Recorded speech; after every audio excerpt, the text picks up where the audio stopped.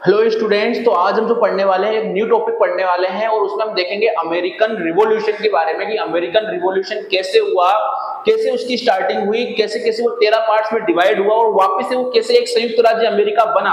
इस सब का सब हम आज इस कहानी के अंदर पढ़ने वाले हैं। तो स्टार्ट करते हैं हम हमारा क्या अमेरिकन रिवॉल्यूशन।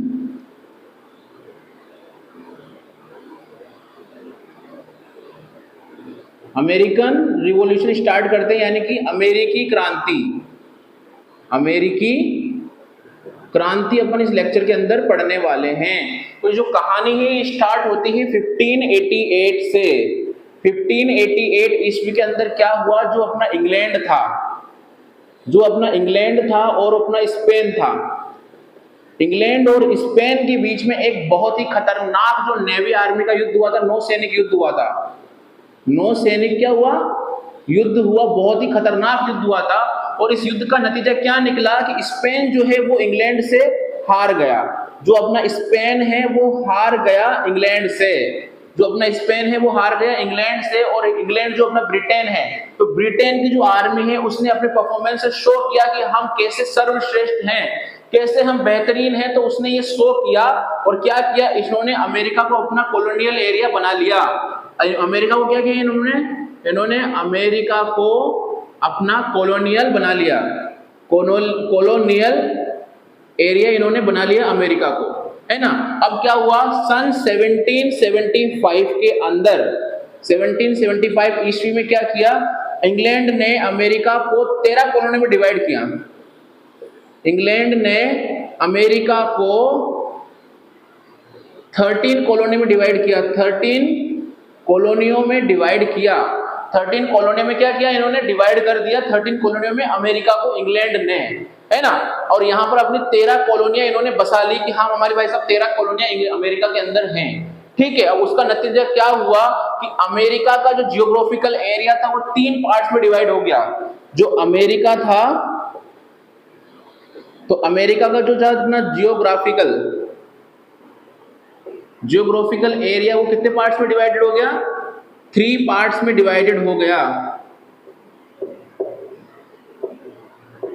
अमेरिका का जो जियोग्राफिकल एरिया था वो 3 पार्ट्स में डिवाइड हो गया, जिसमें से सबसे पहला जो एरिया आता है वो कौन सा आता है एरिया, वो आता है अपना नॉर्थ पार्ट। स्पेलिंग चेक कर लेना एक बारी, कहीं गलती हो तो सही कर लेना उसको। नॉर्थ पार्ट, अब नॉर्थ पार्ट में कौन सा था, मैसाचुसेट्स था एक, तो उसके अलावा था न्यू हैम्पशायर,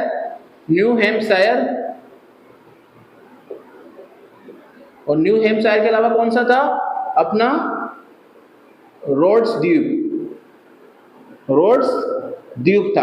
अब जो ये एरिया था ये कौन सा था, ये जो एरिया था ये था बर्फीला और पहाड़ी इलाका और पहाड़ी एरिया था। ये जो एरिया था मैसाचुसेट्स, न्यू हैम्पशायर और रोड्स द्वीप, ये जो था बर्फीला और पहाड़ी इलाका था। और इस बर्फीले और पहाड़ी इलाके पर खेती करना तो भाई साहब इम्पॉसिबल है। तो इंग्लैंड का यहाँ से जो मैक्सिमम बिजनेस होता था वो किस चीज का होता था, मछली का और लकड़ी का, मछली का और वुडन, फिश और वुडन का जो बिजनेस था वो यहाँ से करता था अपना इंग्लैंड मैक्सिमम, ठीक है ना।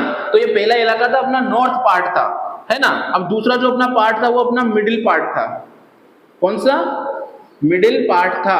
और मिडिल पार्ट के अंदर कौन कौन आता है अपना, एक तो आता है न्यूयॉर्क, उसके अलावा न्यू जर्सी आती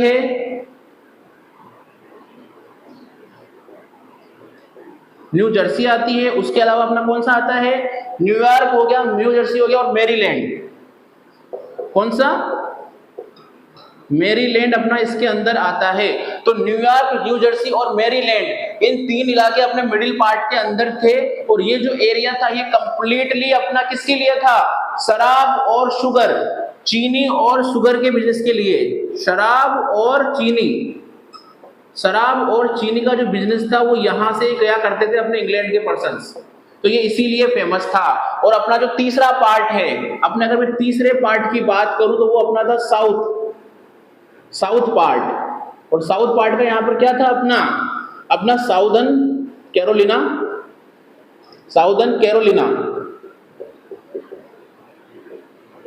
और नॉर्दर्न कैरोलिना।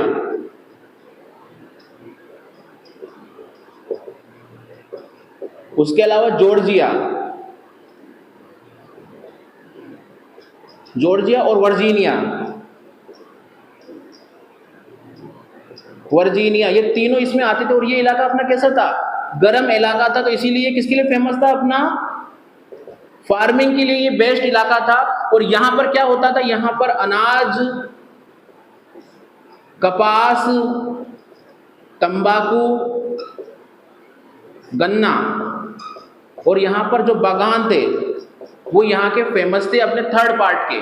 तो यह क्या अमेरिका को जियोग्राफिकल एरिया के बेसिस पर 3 पार्ट में डिवाइड कर दिया। पहला था नॉर्थ पार्ट, मिडिल पार्ट और साउथ पार्ट। तो मिडिल पार्ट अपना जो नॉर्थ पार्ट था उसमें था मैसाचुसेट्स, न्यू हैम्पशायर और अपना रोड्स द्वीप, जो कि एक बर्फीला एरिया था जहां से अपना इंग्लैंड मछली और लकड़ी का बिजनेस किया करता था। और जो मिडिल पार्ट था उसमें अपना कौन कौन सा था? मिडिल पार्ट के अंदर था न्यूयॉर्क था, न्यू जर्सी था और अपना मैरीलैंड था। और ये फेमस था अपने शराब और चीनी के बिजनेस के लिए। तो यहां से इंग्लैंड अपना शराब और चीनी का बिजनेस करता था। और जो अपना थर्ड पार्ट था वो था अपना साउथ पार्ट। इसमें southern Carolina, northern Carolina, Georgia और वर्जीनिया, जो कि एक पर्टिकुलरली गर्म इलाका था। गर्म इलाका है इस वजह से ये जो लैंड एरिया है ये अपना साउथ पार्ट है, ये फार्मिंग के लिए बहुत ही परफेक्ट एरिया था। और यहाँ पर अनाज, कपास, गन्ना, तंबाकू और बागान वहां पर अपने अवेलेबल थे।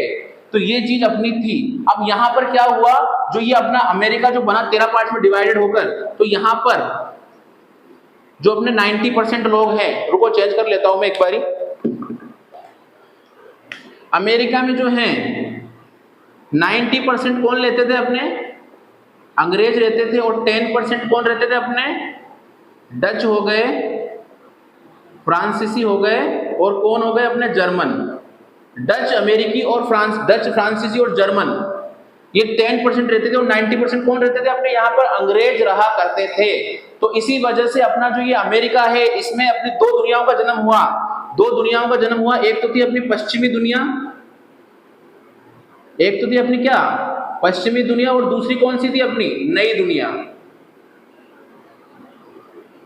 अब यहां पर मैं पश्चिमी दुनिया और नई दुनिया की बात करूं तो पश्चिमी दुनिया कैसे? क्योंकि यहां पर डच, फ्रांसीसी और जर्मन आकर रहने लग गए थे, इसीलिए ये पश्चिमी दुनिया कहलाए। और नई दुनिया कैसे? क्योंकि जब यहाँ पर डिफरेंट लोग रहने लग गए थे तो यहाँ पर नए रिलीजन, यहाँ पे यानी कि नए धर्म का स्थापना हुई, नया धर्म यहाँ पर बना। और साथ साथ में यहाँ का जो सोशल एनवायरनमेंट था, जो यहाँ का सोशल एनवायरनमेंट था वो भी यहाँ पर चेंज हो गया अपने इन लोगों के अकॉर्डिंग। और इन लोगों के अकॉर्डिंग यहाँ पर सोशल एनवायरनमेंट चेंज हो गया। फिर भी यहाँ पर एक चीज थी, ये जो कल्चर था ये अपना मिक्सचर ऑफ कल्चर था। डच का, फ्रांसीसी का, अंग्रेजों का, जर्मन का, इन सबका ये कौन सा कल्चर था? मिक्सचर कल्चर था। मिक्सचर, ये कल्चर अपना, स्पेलिंग देख लेना एक बारी, मिक्सचर अपना ये कल्चर था। अब यहाँ पर क्या हुआ? मिक्सचर कल्चर होने के बावजूद यहाँ के जो लोग थे वो एकता के साथ रहते थे, एकजुट रहते थे। अगर कोई समस्या आती थी तो सारे के सारे मिलकर उस समस्या का सॉल्यूशन निकालते थे। ठीक है। और क्या हुआ? जब पश्चिमी दुनिया के जो लोग हैं जैसे कि डच, फ्रांसीसी और जर्मन यहाँ पर बहुत स्पीड से आने लगे, बहुत तेजी से आने लगे, तो क्या हुआ? यहाँ के लोगों में एक और नई थिंकिंग डेवलप हो गई। वो कौन सी थिंकिंग थी? डेमोक्रेसी की। डेमोक्रेसी की थिंकिंग भी यहाँ पर डेवलप हो गई।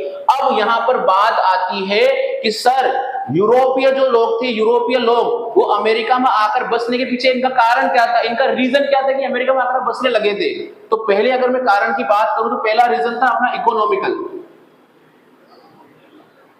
इकोनॉमिकल रीजन था पहला तो अपना, है ना। इकोनॉमिकल रीजन कैसे? इकोनॉमिकल रीजन ऐसे कि इंग्लैंड ने जब अमेरिका को जीता तो इसने इसको कंप्लीटली अपने बिजनेस की पर्पस से इसने देखा। और अमेरिका में जो मटेरियल मिलता है वो बहुत ही सस्ता मिलता है, बहुत ही इजीली अवेलेबल है। जैसे कि शराब का, चीनी का उद्योग यहाँ पर है, मछली अपनी यहाँ पर है, फार्मिंग के वहां पर है। तो ये बहुत ही सस्ता इलाका था। तो इन्होंने अपने इंग्लैंड के कुछ लोगों को, बहुत से लोगों को मजदूर बनाकर यानी कि वर्कर्स बनाकर इन्होंने अमेरिका भेजा वहां पर काम करवाने के लिए। अब लोग हो गए भाई साहब उससे परेशान कि हम काम क्यों करें, बिना वजह हमें सैलरी भी कम मिल रही, सब कुछ कम मिल रहा है और हम इंग्लैंड के लिए काम कर रहे हैं। तो इनके दिमाग में आया कि यार अगर अमेरिका में जमीन सस्ती है तो हम ऐसा क्यों नहीं करें, वहीं जाकर रहने लग जाए, बिजनेस करें। तो पहला जो यहाँ पर इनका रहने का कारण था वो था इकोनॉमिकल, ताकि इनकी बिजनेस के अकॉर्डिंग इंप्रूव भी हो जाएंगे और इनकी इकोनॉमी भी इंप्रूव हो जाएगी। तो इकोनॉमिकल रीजन इनका पहला रीजन था। और दूसरा कारण क्या था? इंग्लैंड में धर्म सुधार आंदोलन।